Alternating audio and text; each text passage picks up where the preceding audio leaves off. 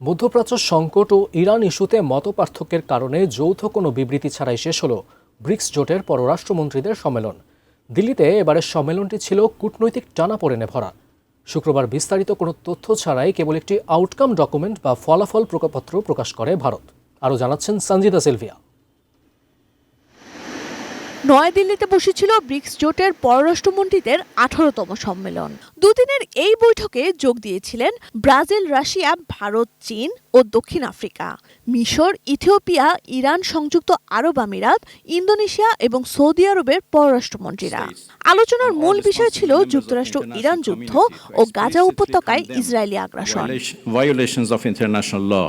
by the United States and Israel, including their illegal aggression against Iran. BRICS সদস্যদের কাছে ইরানের আবেদন ছিল আন্তর্জাতিক আইন লঙ্ঘনের অভিযোগে তারা যেন যুক্তরাষ্ট্র ও ইসরায়েলের বিরুদ্ধে পরিষ্কার অবস্থান নেয়। আমি বুঝি নির্মাণের শিল্প, সালাম স্টিল বোঝে ডিউরেবিলিটি। সালাম স্টিল, মোস্ট ডিউরেবল স্টিল। তবে অন্যতম ইস্যু হলেও ইরান নিয়ে সমাধানে পৌঁছাতে পারেননি পররাষ্ট্রমন্ত্রীরা।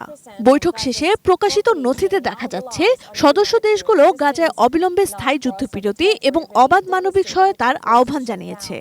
গাজা ও অধিকৃত অঞ্চল থেকে ইসরায়েলি বাহিনী প্রত্যাহার, জিম্মি মুক্তি এবং বেসরকারি নাগরিকদের নিরাপত্তায় জোর দিয়েছে 11 দেশের এই জোট। ইরান ও সংযুক্ত আরব আমিরাতের মধ্যকার তিক্ততা সম্মেলনকে অনেকটা স্থবির করে দেয়। আবহ উত্তপ্ত হয়ে ওঠে যখন ইরানের পররাষ্ট্রমন্ত্রী আব্বাস আরাকচি এবং সংযুক্ত আরব আমিরাতের পররাষ্ট্র প্রতিমন্ত্রী খলিফা শাহিন আল মারার বিতণ্ডায় জড়িয়ে পড়েন। আব্বাস আরাকচি সরাসরি অভিযোগ করেন ইরানে হামলার কাজে যুক্তরাষ্ট্রকে নিজেদের ভূখণ্ড ব্যবহার করতে দিয়েছে আমিরাত।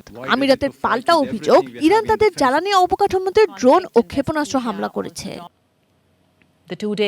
বিবাদ সামাল দিতে গিয়ে ভারতের পররাষ্ট্রমন্ত্রী এস জয়শঙ্কর হরমুজ প্রণালী ও লোহিত সাগর সহ আন্তর্জাতিক জলপথগুলোতে অবাধ চলাচল নিশ্চিত করার আহ্বান জানান। বলেন একতরফা নিষেধাজ্ঞা সংলাপের বিকল্প হতে পারে না।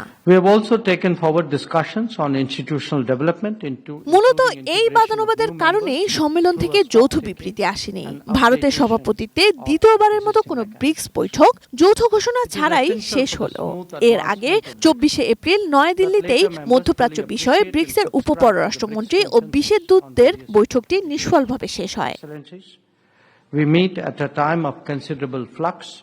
বিশ্লেষকরা বলছেন স্বার্থ ও রাজনৈতিক ভিন্নতা ব্রিক্সের ঐক্যকে চ্যালেঞ্জের মুখে ফেলছে। সেপ্টেম্বরে অনুষ্ঠেয় শীর্ষ সম্মেলনে মোদি, জিনপিং, পুতিনরা এই ফাটল কতটা মেরামত করতে পারেন দেখার বিষয় সেটি। Sanjida Sylvia, desk report, ATN news.